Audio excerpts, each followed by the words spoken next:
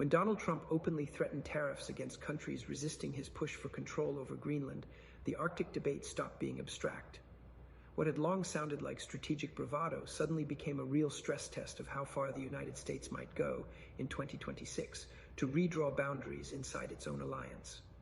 What began as talk of security and rare earth minerals has hardened into a confrontation touching trade, military posture, and the internal cohesion of NATO.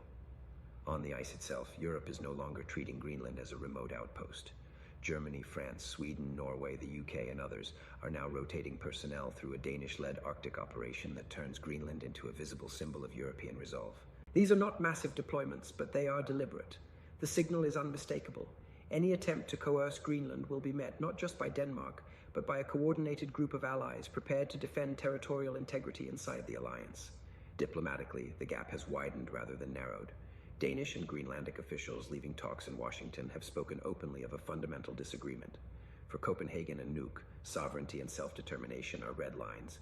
For Trump, anything short of U.S. control has been framed as unacceptable, with the White House pointedly refusing to rule out coercive tools, including military pressure.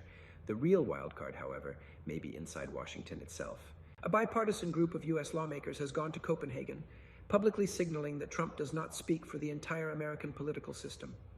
At the same time, Congress is advancing legislation designed to block U.S. funds from being used to seize or coerce the territory of any NATO member, language that would make a Greenland move legally explosive.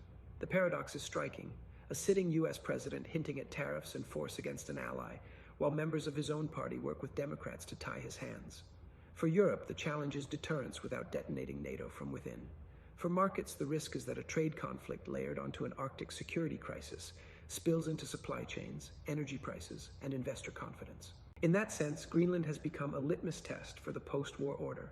If this ends in negotiation, expanded basing rights, economic deals, and a stronger NATO Arctic posture, it will show institutions still work.